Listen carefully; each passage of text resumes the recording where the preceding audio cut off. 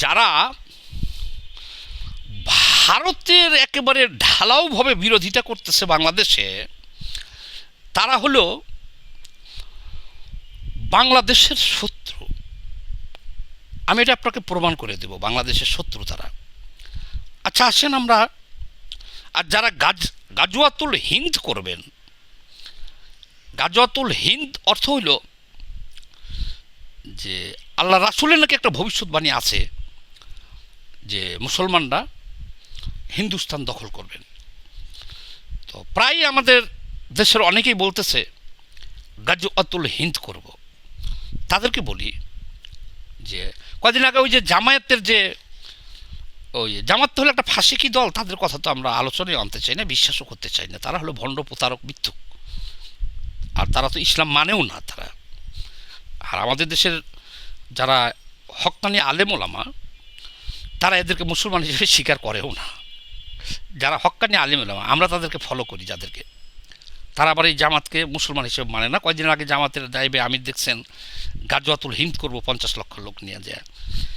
আচ্ছা, গাজওয়াতুল হিন্দ না কইরা আমরা আসেন তো গাজওয়াতুল আরাকান করিয়া দেখি আগে, পারি নাকি, পরীক্ষা করতে হবে না? আচ্ছা, গাজওয়াতুল আরাকান বাদ দেন আপনি, আরাকান মানে হইলে মায়ানমারের কথা বলতেছি। গাজওয়াতুল বার্মা বা মায়ানমার করে দেখি তো পারি নাকি, ওরাও তো বিধর্মী। আচ্ছা বাদ দেন, গাজওয়াতুল রাখাইন করে দেখি তো আমরা আগে।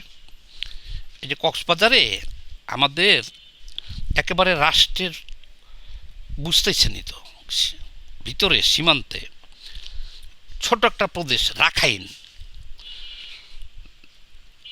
এই যে রোহিঙ্গা, তারা করছে কি আমাদের প্রায় 13 লাখ, বাদ দেন এখন 15 লাখ হয়ে গেছে, 15 লক্ষ মুসলিম ভাইকে এই মায়ানমার আর্মি ধর্ষণ, গণহত্যা, অগ্নিসংযোগ, লুটপাট, বাড়িঘর ধ্বংস করে তাড়াইয়া দিছে, দখল করে নিচ্ছে সব। এখন এরা আমাদের ঘাড়ের উপর বসে রয়েছে, আমাদের মাথার উপর বসে রয়েছে। কতজন? এরা আমাদের মাথার উপর বসে রয়েছে 15 লক্ষ মুসলমান। এরা দেশ হারা, গৃহ হারা, সহায় সম্বল হারা শরণার্থী হিসাবে আমাদের ঘাড়ের উপর আছে, আমরা মুসলিম ভাই হিসেবে রাখছি, ঠিক আছে? তাহলে আসেন আমরা একটা গাজওয়াতুল হিন্দ করার আগে নিজেদের শক্তি পরীক্ষা করে দেখি, গাজওয়াতুল রাখাইন করিয়া অন্তত এই মুসলমান ভাইগুলারে তাদের নিজ ভূমিতে প্রতিষ্ঠিত করে আসি। এই কথা তো কেউ বলতেছেন না। কেন? কেন মানে আমাদের যা শক্তি সামর্থ্য, গাজওয়াতুল হিন্দে পরে আসতেছি সে আলোচনায় আমি। এখন গাজওয়াতুল আরাকান করার ক্ষমতা, রাখাইন করার ক্ষমতা বাংলাদেশের নাই, বাংলাদেশ সেনাবাহিনীরও নাই। বাংলাদেশের আপনারা গাজওয়াতুল হিন্দ করবেন, তারা সেনাবাহিনী বা বাংলাদেশ সরকারের যে শক্তি, আপনারা গাজওয়াতুল রাখাইন করার মতো যোগ্যতা নাই। কয়শো জেলেকে ধরে নিয়ে যে রাখছে জানেন?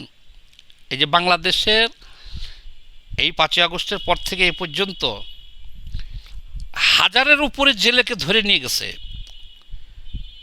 তারা। এই যে নাপ নদীতে যে মায়ানমার আর বাংলাদেশের যে সীমান্ত নদীতে তো তারা চিরদিনই মাছ ধরে। তাহলে আগে ধরে টরে নিলে তো কূটনৈতিক আলোচনা করে ফেরত আনা যেত। এখন ওই দিনকেও 139 জন বাংলাদেশের জেলেকে ধরে নিয়ে গেছে রাখাইন, ওই মায়ানমারের বাহিনী, তারা নৌবাহিনী, একটাকেও ফেরত আনতে পারে না সরকার। তাহলে একটা যুদ্ধ বিধ্বস্ত দেশ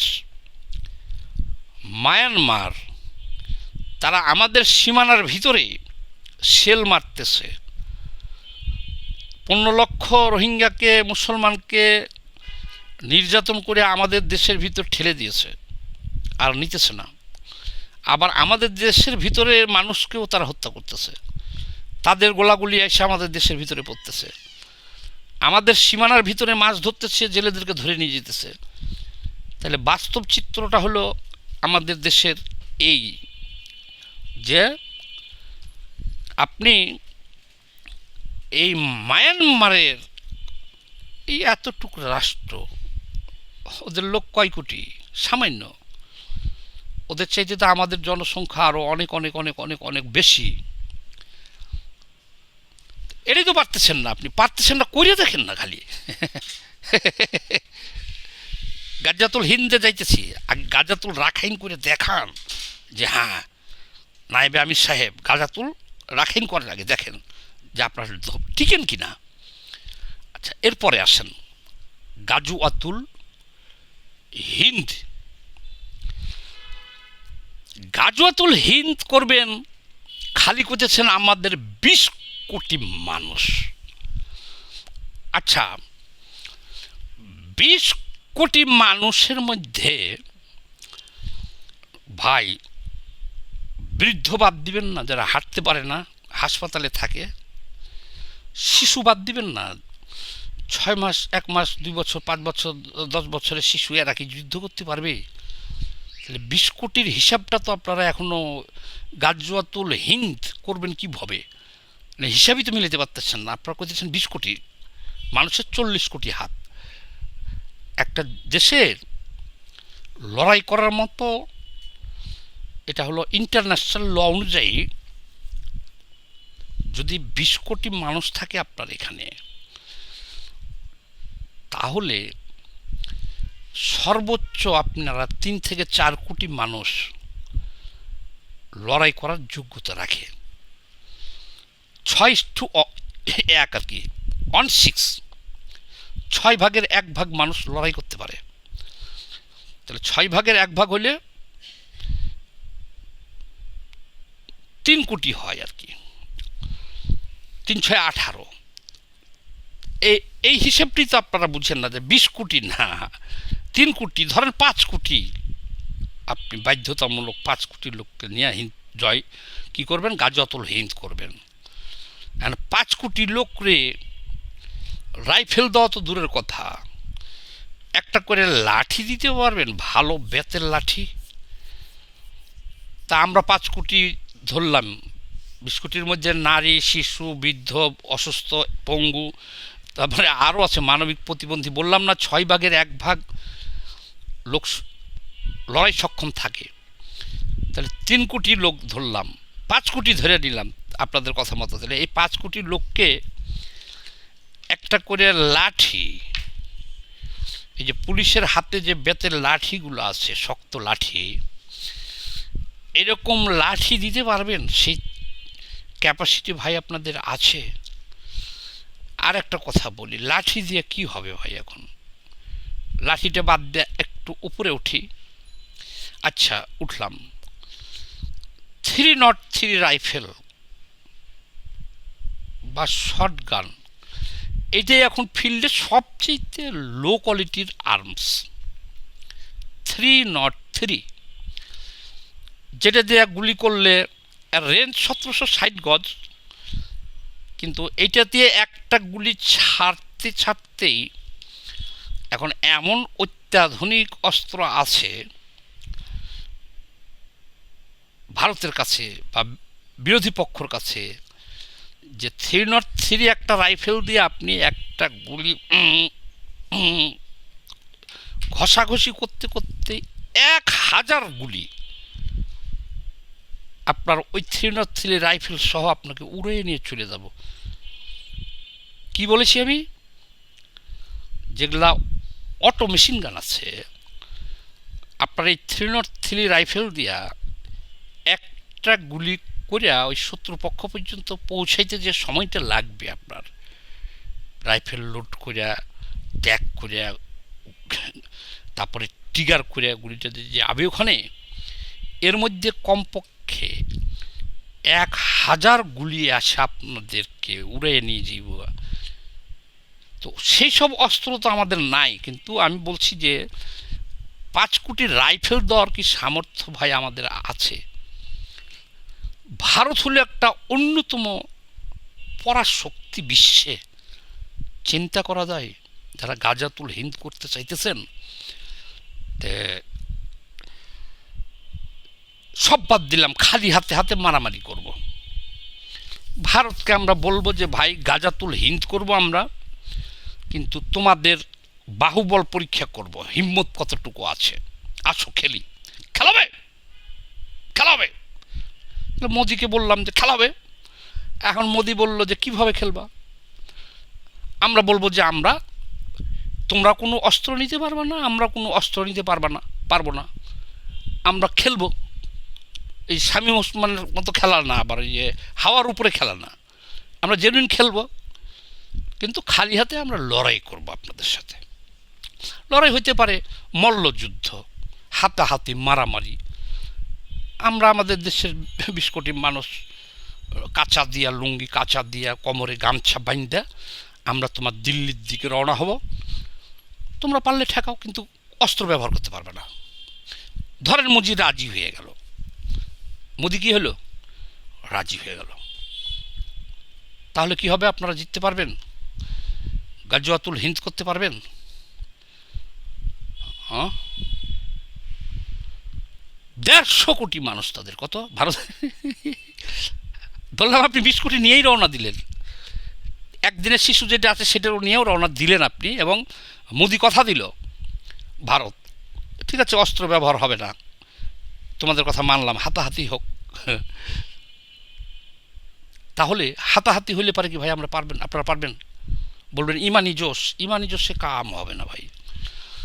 তাহলে আপনি ধরতেছেন 20 কোটি, তাহলে আপনার প্রতিপক্ষ যে 150 কোটি, এটা তো আপনি গুনেন না ভাই। আচ্ছা শুনেন,